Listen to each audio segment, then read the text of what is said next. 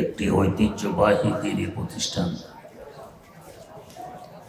Jamia Arabia Ashraful Uloom উলুকান্দির উদ্যোগে আজকের এই মহাসমাবেশ। এই ধরনের প্রতিষ্ঠানগুলোতে কি হয় এই সম্পর্কে সংক্ষেপে কয়েকটি কথা তুলে ধরার ইচ্ছা নিয়ে একটি আয়াতে কারিমা তেলাওয়াত করা হয়েছে ও একটি হাদিস শরীফ পাঠ করা হয়েছে। তেলাওয়াতকৃত আয়াতে আল্লাহ রাব্বুল আলামিন বলেন, যাদেরকে এলেম দেওয়া হয়েছে এদের মর্যাদা অনেক বেশি। এলেম শব্দের অনুবাদ আমরা শিক্ষা শব্দ দিয়ে করে থাকি। এই হিসাবে আয়াতের অর্থ দাঁড়ায় যারা শিক্ষিত তাদের মর্যাদা অনেক বেশি। তবে বুঝার বিষয় শিক্ষা কাকে বলে, শিক্ষিত কাকে বলে। আমরা সাধারণত মনে করে থাকি যে কোনো কিছু জানার নাম, যে কোনো কিছু বুঝার নাম শিক্ষা। আমাদের এই মনে করা সঠিক নয়।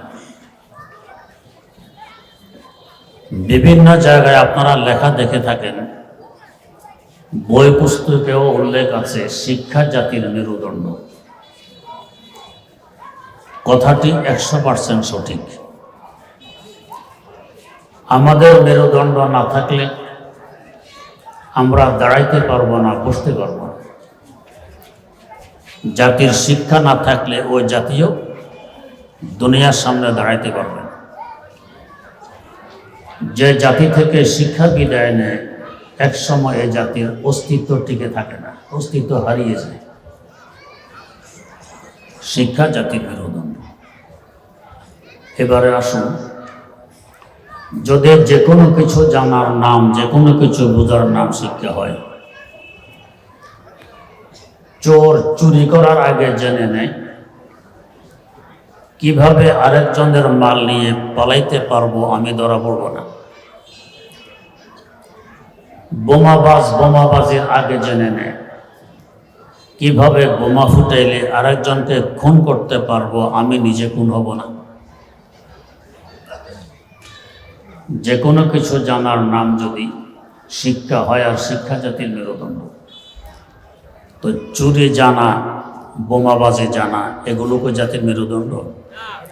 বরং আছে মেরুদণ্ড ভেঙে দেয়। বোঝা গেছে সব কিছু জানার নাম শিক্ষা নয়। যদি সব কিছু জানার নাম শিক্ষা হয়,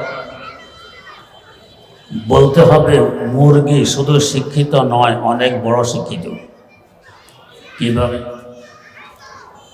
মুরগির নিচে কতগুলো ডিম রেখে উপরে মুরগি বসায় রাখলে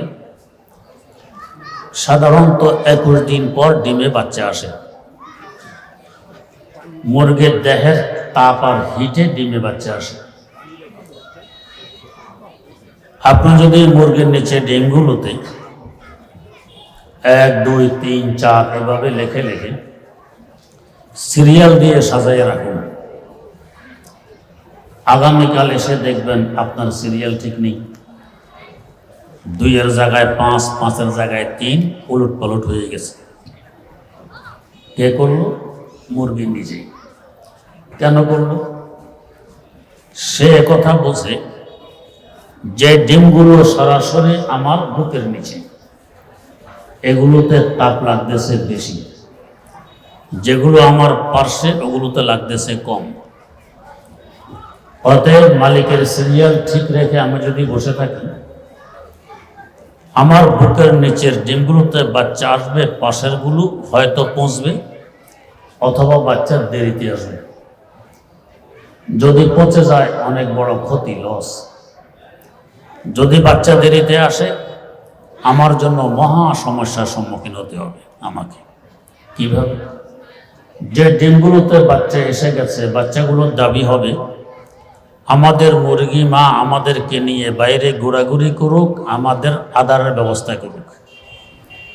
আর যে ডিমগুলোতে এখনো বাচ্চা আসেনি এগুলোর দাবি হবে মুরগি আমাদেরকে বুকের নিচে নিয়ে বসে থাকুক। এখন যদি মুরগি বাচ্চার দাবি পূরণ করতে গিয়ে বাইরে করে খাঁচার ডিমগুলো পচবে, আর ডিমের দাবি পূরণ করতে গিয়ে যদি খাঁচায় বসে থাকে বাচ্চাগুলো চিলকাকে ঘোরা করে, মহা সমস্যার সম্মুখীন হইতে হবে তাকে।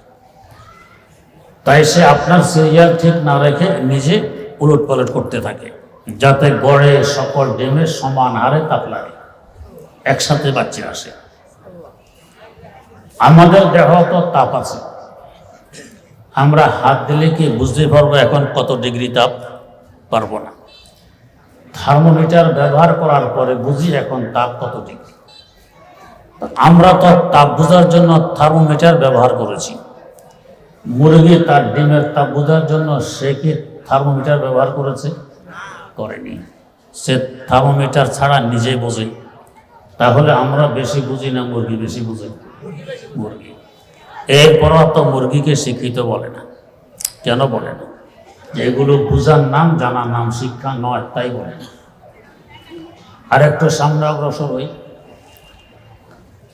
আমাদের মায়েদের পেটে বাচ্চা আসে, এই বাচ্চা বের হওয়ার জন্য কুদরতিভাবে আল্লাহ পাক একটি রাস্তার ব্যবস্থা করে রেখেছেন, ওখান দিয়ে বাচ্চা বেরিয়ে আসে। মাঝে মধ্যে সমস্যার সম্মুখীন হলে আমরা হাসপাতালে ফোন করি, অ্যাম্বুলেন্স আসে। রোগী নিয়ে হাসপাতালে গেলে তারা আল্ট্রাসাউন্ড করে, বাচ্চার পজিশন দেখে প্রয়োজন বোধে পেট কেটে বাচ্চা বের করে নিয়ে আসে। আমরা বলি সিজার করা।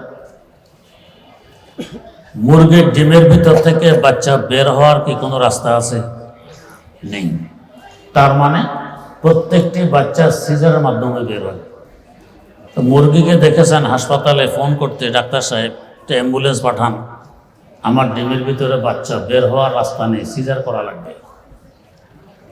বা মুরগির ডিম নিয়ে নিয়ে ডাক্তারের পিছনে ঘুরতে দেখেছেন কখনো? যে ভিতরে বাচ্চা বের হওয়ার তো রাস্তা নেই, সিজার লাগবে, একটু আল্ট্রাসাউন্ড করুন, সিজারটা করে বাচ্চাগুলো বের করে দেন। না, তাহলে কে সিজার করে? মুরগির নিচে। তা করে তো করে, একসাথে ডিমের সব খোসা ফেলে দেয় না, কারণ এতদিন বাচ্চা ছিল বদ্ধ করে। হঠাৎ মুক্ত আবহাওয়ায় আসলে তার ক্ষতিও হতে পারে। প্রথমে সে একটি ছিদ্র করে যাতে বাইরের আবহাওয়ার সাথে পরিচিত হয়। এই ছিদ্রটাও সে যেখানে সেখানে করবে না, ঠিক যেখানে বাচ্চার ঠোঁট থাকে ছিদ্র ওইখানে করবে, যাতে শ্বাস নিঃশ্বাস গ্রহণ করতে পারে, ত্যাগ করতে পারে। এমন কখনো হয় না যে ছিদ্র করার পর দেখা গেছে এখানে বাচ্চার ঠ্যাং, ছিদ্র করার পর দেখা গেছে এখানে বাচ্চার লেজ। এমন হবে না, যেখানে ঠোঁট ওইখানে ছিদ্র। আমরা সিজার করার যোগ্যতা অর্জন করতে প্রাইমারি স্কুল থেকে নিয়ে মেডিকেল কলেজ পর্যন্ত অন্তত 20টি বছর তো লেখাপড়া করেছি। এরপরে কত মেশিনের সহযোগিতা নিয়েছি। তারপর সিজারের প্রশ্ন, মেশিনের মাধ্যমে দেখা হয় বাচ্চার পজিশন কি, কোথায় কাটতে হবে, কি পরিমাণ কাটা লাগবে, তারপরে কাটার প্রশ্ন। মুরগিকে 20 সেকেন্ড মেডিকেল কলেজে লেখাপড়া করেছিল? করেনি। কোনো মেশিন ব্যবহার করেছে, আল্ট্রাসাউন্ড করেছে? তো সে কি করে বোঝে এখানে বাচ্চার ঠোঁট, এখান দিয়ে আগে সিজার করা লাগবে? তাহলে আমরা বেশি বুঝি না মুরগি? মুরগি বেশি বোঝে। এরপরও তো মুরগি কেউ শিক্ষিত বলে না। কেন বলে না? এগুলো বোঝার নাম শিক্ষা নয়, তাই শিক্ষিত বলে না। আমাদের বাচ্চা বয়স 2.5 মাস 3 মাস, একটু ঘুরতে পারে, পায়খানায় করেছে, মা আসতে একটু বিলম্ব হয়ে গেছে। মা এসে দেখে মাশাআল্লাহ অর্ধেক পরিষ্কার হয়ে গেছে, আর একটু দেরি করলে পুরাটাই পরিষ্কার হতো। পরিষ্কার কে করে? বাচ্চা নিজে। কিভাবে? কলার গোড়ায় পুকুরে ঘাটে নিয়ে ধুয়ে মুছে না, সে খেয়ে দিয়ে পরিষ্কার করতেছে। সে তো মনে করে হালুয়া, ভালোই লাগে। অথচ একটি মুরগির বাচ্চা আজ ডিম থেকে বেরিয়ে এসেছে, তার সামনে একটি চাল ভাঙা, যাকে খুদ বলা হয়, রেখে দেয়। তার পাশে একটি পাথরের কণা, আমরাও বুঝবো না এটা পাথরের কণা না চাল ভাঙা, দেখতে একরকম, আকারে একরকম। মুরগির বাচ্চা ওই পাথরের কণাটি খাবে না, চাল ভাঙাটি খেয়ে নেয়। আমরা বেশি বুঝি না মুরগি বেশি বুঝি? শেখ সাদি রহমতুল্লাহ আলাইহি গুলিস্তার মধ্যে লিখেছেন, মোরগ কাজ ভাই যাবে রু আয়াত রোজি তলবাদ, মোরগ কাজ ভাই যাবে রু আয়াত রোজি তলবাদ, আদমি জাদা নাদা নাদ খেরা দো আকল তমিজ, আদমি জাদা নাদা নাদ খেরা দো আকল তমিজ। মুরগির একদিনের বাচ্চা বোঝে কোনটা আমার খাবার কোনটা আমার খাবার নয়, আমরা মানুষেরা বুঝি না। তাহলে মুরগি বেশি বোঝে না আমরা বেশি বুঝি? একটি গরু মুরগির বাচ্চার উপর দিয়ে চেক দিয়ে পার হয়ে যায়, বাচ্চা ভাগে না। অথচ 5 হাত লম্বা কত বড় একটি গরু, পক্ষান্তরে 1 বিঘত লম্বা একটি কাক 15 হাত উপর দিয়ে উঠতেছে, বাচ্চা এক দৌড়ে গিয়ে তার মায়ের পাখার নিচে আশ্রয় নেয়। সে বুঝে এটা বড় হলে কি হবে আমার শত্রু নয়, ওইটা ছোট হলে কি হবে, দূরে থাকলে কি হবে আমার শত্রু। আমাদের বাচ্চা, ছোট বাচ্চা পাইলে সাফের লেজা ধরবে, এটা আমার শত্রু না মিত্র, বোঝার যোগ্যতা আমাদের নেই। তো বোঝা গেছে মুরগি বেশি বুঝে। তাহলে মুরগিকে শুধু শিক্ষিত তো নয়, বড় শিক্ষিত বলা দরকার, কিন্তু কেউ তাকে শিক্ষিতই বলা না কেন? বোঝা গেছে এগুলো জানার নাম শিক্ষা। যদি এগুলো জানার নাম শিক্ষা হতো তো বাবুই পাখি বড় শিক্ষিত। তালগাছের আগার পাতার সাথে তার বাসা বাড়ি, তালগাছের পাতার আগার সাথে আপনি কিছু সহজে বেঁধে রাখতে পারবেন, পিছলিয়ে পড়ে যাবে, পারবেন না। কিন্তু বাতাসে পিটতে পিটতে গাছের ডাল ভেঙে ফেলে দেয়, কিন্তু বাবুই পাখির বাসা ফেলতে পারে না। কিভাবে সেটাকে গাছের পাতার আগার সাথে বেঁধে রাখি? এই যে আমরা এখানে আলোর ব্যবস্থা করলাম, কেন্দ্রের সাথে যোগাযোগ, খাম্বা গেড়ে গেড়ে, খাম্বার মাথায় তার, তারপরে এখানে এসেছে আলো। তুফান তাফানে খাম্বা উল্টে পড়ে যায়, তার ছিঁড়ে যায়, আমরা অন্ধকারে নিমজ্জিত হয়ে যাই, লোডশেডিংয়ের ভয় থাকে, কত কিছু। বাবুই পাখির বাসা রাতের অন্ধকারে তাকায় দেখবেন তালগাছের আগায় বাতি জ্বলে। কিভাবে সে কারেন্টের ব্যবস্থা করলো? দিনের বেলায় জোনাকের কল্লা টিপে টিপে বাসার দুয়ারে স্তূপ দিয়ে রাখে, রাতের অন্ধকার যতই বাড়ে আলো ততই জ্বলতে থাকে, লোডশেডিংয়ের ভয় নেই, খাম্বা উল্টে পড়ার কোনো আতঙ্ক নেই। তাহলে আমরা বেশি বুঝি না, বাবুই পাখি বেশি বুঝি। এরপরও তো বাবুই পাখি শিক্ষিত বলা হয় না, কেন হয় না? এগুলো বুঝার নাম শিক্ষা নয়, তাই বলা হয় না। যদি এগুলো জানার নাম শিক্ষা হয় তাহলে বলতে হবে ইঁদুর বড় শিক্ষিত। ইঁদুর কিভাবে? 2 দেশে যখন যুদ্ধ শুরু হয়, সৈন্যরা মাটির নিচে বাংকার খনন করে, ওখান থেকে যুদ্ধ করে যাতে শত্রু না বোঝে সৈন্য কোথায়। হ্যাঁ, যদি শত্রু টের পেয়ে যায় যে এখানে বাংকারের ভিতরে সৈন্য আছে, এখন বাঁচার বুদ্ধি কি হবে?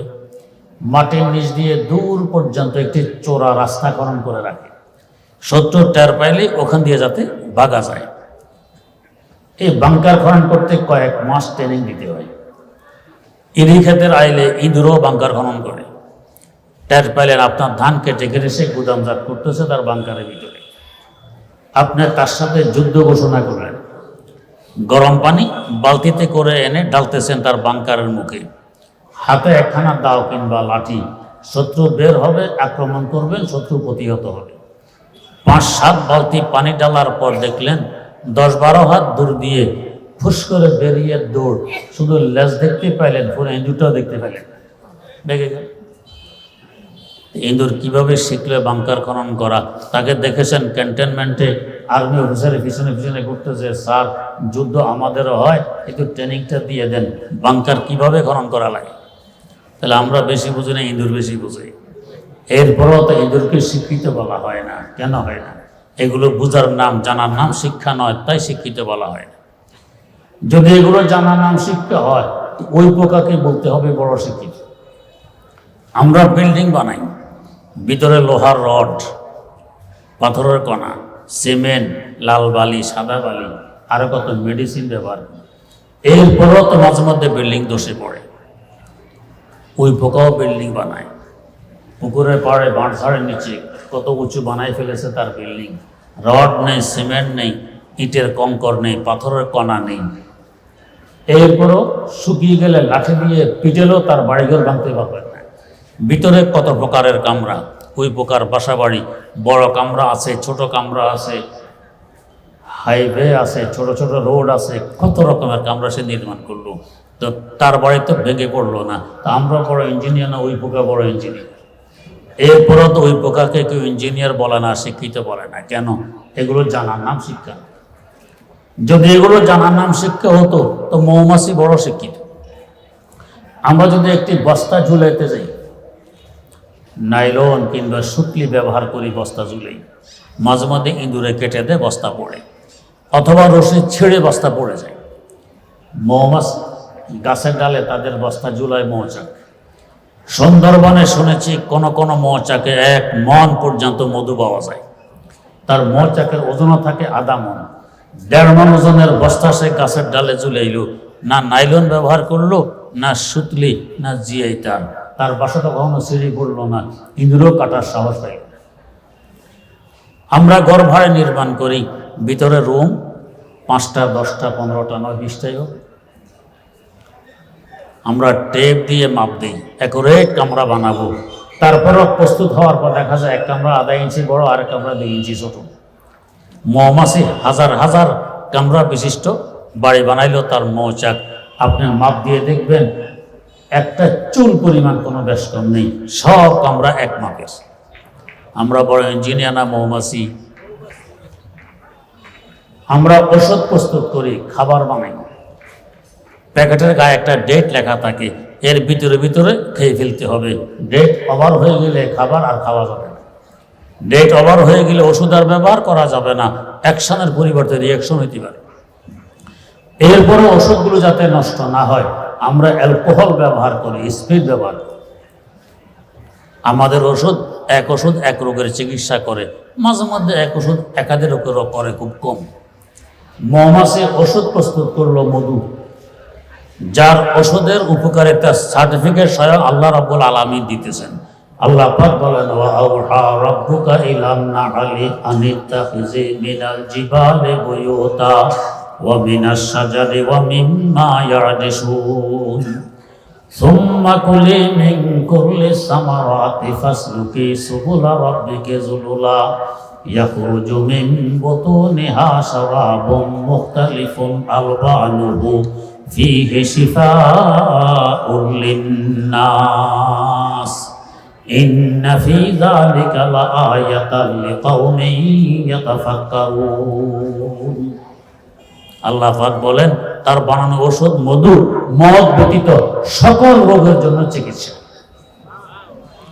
এবং আপনি মধু যদি সংরক্ষণ করে রাখতে পারেন, কিয়ামত পর্যন্ত মধু নষ্ট হবে না। যত পুরাতন হবে তার উপকারিতা ততই বাড়তে থাকবে। সে কি অ্যালকোহল ব্যবহার করেছে, কি স্পিড ব্যবহার করেছে, তার প্রস্তুত করা ওষুধ নষ্ট হয় না। আমাদের ওষুধ নষ্ট হয়, তাহলে আমরা বেশি বুঝি না মৌমাছি বেশি বুঝে? এরপরেও তো মৌমাছি কি করে শিক্ষিত বলে না? কেন? এগুলো জানার নাম, বুঝার নাম শিক্ষা নয়, তাই শিক্ষিত বলে না। তাহলে কাকে বলে শিক্ষা? বুখারী শরীফে একটি অধ্যায় আছে, কিতাবুল ইলম, ইলম অধ্যায়, শিক্ষা অধ্যায়। এর ব্যাখ্যা গ্রন্থ খুলে দেখুন। শিক্ষা বলা হয় ওই জানাকে যে জানায় কোনো ভুল নেই, যে জানায় কোনো ত্রুটি নেই, যে জানায় পদস্খলন নেই, যে জানায় মিথ্যা নেই, যে জানায় ধোঁকা নেই, যে জানায় প্রতারণা নেই, এবং নির্ভেজাল জানাকে বলে শিক্ষা। এটা একমাত্র ওহী। তাই তো ওহী সম্বলিত কিতাবের প্রারম্ভে আল্লাহ পাক জানাই দিলেন, যালিকাল কিতাবু লা রাইবা ফীহ। আমার ওহী সম্বলিত কিতাব এমন একটি কিতাব যার মধ্যে সন্দেহের কোনো অবকাশ নেই। এটাকে বলে শিক্ষা। দ্বিতীয়ত, যে শিক্ষায় মানুষের মধ্যে পরিবর্তন ঘটাইতে পারে, অমানুষকে মানুষ বানাইতে পারে, এটাকে বলে শিক্ষা। जैसे दिल दरिया मुतला कम नहीं होता, जैसे दिल दरिया मुतला कम नहीं होता, आए कतरा ए निशां वो सदफ क्या वो गुहर क्या, आए कतरा ए निशां वो सदफ क्या वो गुहर क्या, शायर की नवा हो के मुगन्नी का नफस हो, जैसे चमन अफसरदा हो वो बाद सहर क्या, जैसे चमन अफसरदा हो वो बाद सहर क्या। সকালবেলায় হিমেল হাওয়া বয়ে চলছে, খুব বড় আরামদায়ক। একটু পরে দেখা গেছে বাতাসের প্রভাবে গাছগাছালির পাতাগুলো সব জ্বলে পুড়ে সারখার হয়ে গেছে। এ হাওয়া কি রহমত না গজব? গজব, এটা রহমত না, যতই আরামদায়ক হোক। শিক্ষায় মানুষকে অমানুষ বানায় দেয়, এটাকে কি শিক্ষা বলা চলে? অন্তরের পরিবর্তন ঘটায়, অমানুষকে মানুষ বানায়, এটা হলো শিক্ষা। আর যেটা মানুষকে অমানুষ বানায় এটাকে শিক্ষা বলা চলে না। डॉक्टर इकबाल मरहूम आरो एगिए गए बोलছেন कि जैसे इल्म की तासीर से जन होती है नाज़न, जैसे इल्म की तासीर से जन होती है नाज़न, कहते हैं उसी इल्म को अरबाबे हुनर मौत, कहते हैं उसी इल्म को अरबाबे हुनर मौत। যে শিক্ষার প্রভাবে নারী নারী থাকে না, এটা শিক্ষা নয়, এটা মৌত তুল্য। আজ একটি শিক্ষার প্রভাবে তো আমাদের নারীরা নারী রয়নি, এখন পুরুষরা রাস্তাঘাটে ঘুরে, অফিস আদালতে চাকরি করে, দোকানপাটে কাজ করে, নারী রয়নি। আবার দাবি কি, হেও মানুষ আমিও মানুষ, অধিকার তো সমানে থাকা যুক্তির দাবি, অধিকারের বেশ কম হবে কেন? আর অধিকার তো তোমার বেশি, তুমি সমান চাও কেন? যে যে বস্তু আবিষ্কার করে ওই বস্তুর কোন পার্ট কোথায় থাকবে সে ভালো বোঝে না, অন্যরা ভালো বোঝে। এই যে মাইক আবিষ্কার করেছে কেন? ছোট আওয়াজকে যাতে বড় করতে পারে, এই জন্যই তো এটা মাইকের উদ্দেশ্য। আপনি এক সেট মাইক খরিদ করে এনেছেন, অপারেটর ডেকে বললেন ভাই এটাকে একটু ফিট করো, দেখে আওয়াজ কেমন হয়। আবিষ্কারকের ফর্মুলা অনুযায়ী মাইক্রোফোন বক্তার সামনে, হর্ন গাছের আগায়, ব্যাটারি আর মেশিন মধ্যখানে, তার মাধ্যমে সংযোগ দিলে কথা বড় হয়। অপারেটর এইভাবে ফিট করুন। ডাকলেন, স্যার আসুন দেখুন, কথা বলেন কেমন লাগে। স্যার এসে বলে এভাবে ফিট করেছো কেন? স্যার এটা আবিষ্কারকের ফর্মুলা, এভাবেই করতে হয়। কি? আমি মাইকের মালিক, কিসের আবিষ্কারকের ফর্মুলা? আমি যেভাবে বলি এভাবে ফিট করবা। তো স্যার বলেন কিভাবে করব? এই মাইক্রোফোন নিয়ে গাছের আগায় ছিল, হরন ওইটা মাঠের মধ্যেখানে উপর করে রাখো, ব্যাটারি ওইটা আমার সঙ্গে দাও, মেশিন ওইটা থাকুক আপন জায়গায়, এবারে সংযোগ দাও। তার দিয়ে সংযোগ দেওয়া হইল, গায়ের জোর যে পরিমাণ আছে জোর দিয়ে চিৎকার, মাইকে কথা বের হয় না। তো ব্যাপার কি বের হয় না? অপারেটর বলে স্যার মাইক মারা গেছে। তো কেন মারা গেল? আবিষ্কারকের ফর্মুলা লঙ্ঘন করেছেন তাই মারা গেছে। আমার আল্লাহ বলেন, বান্দা মানুষের আবিষ্কারক আমি, দুইটি পার্ট করে আমি সৃষ্টি করেছি, এক পার্ট হলো পুরুষ আর এক পার্ট হলো নারী। আমি আবিষ্কারকের ফর্মুলা, পুরুষ থাকবে বাইরের দায়িত্ব নিয়ে, নারী থাকবে ঘরের ভিতরে পর্দার আড়ালে। তবে মানুষ দ্বারা উপকৃত হওয়া সম্ভব। আমার ফর্মুলা যদি লঙ্ঘন করো, পুরুষের নারীকে বাইরে ঘুরতে দাও, এখন মানুষ মারা যাবে, মানুষের মাধ্যমে শান্তি পাওয়ার আশা করা যাবে না, শান্তি পাওয়া যাবে না, এটা মানুষ মারা গেছে। আজ চতুর্দিকে অশান্তির আগুন, না কোনো নারী নিরাপদে, না কোনো পুরুষ শান্তিতে। কেন? নাই তো মর্দ ও নাই তো জান, মেসলে শয়তান রাহে মর্দান রামাজান, মেসলে শয়তান রাহে মর্দান রামাজান। দোষকে শুধু পুরুষ। তো শিক্ষা বলা হয় যে শিক্ষা অমানুষকে মানুষ বানায়, আবিষ্কারকের ফর্মুলা অনুযায়ী মানুষকে চলার ব্যবস্থা করে দেয়, এটাকে বলে শিক্ষা। এই ব্যবস্থার একটি ঐতিহ্যবাহী কেন্দ্র এই উলুকান্দি মাদ্রাসা জামিয়া আরবিয়া আশরাফুল। অতএব মাদ্রাসার সাথে আমরা সম্পর্ক রাখি, আমাদের ছেলে মেয়েদেরকে এখানে পড়তে দেই, ইনশাআল্লাহ এরা মানুষ হবে। আল্লাহ রাব্বুল আলামিন আমাদেরকে তৌফিক দান করুন। সুবহানাল্লাহি ওয়া বিহামদিহি, সুবহানাকাল্লাহুম্মা ওয়া বিহামদিক, আশহাদু আল্লা ইলাহা ইল্লা আনতা, আস্তাগফিরুকা ওয়া আতুবু ইলাইক।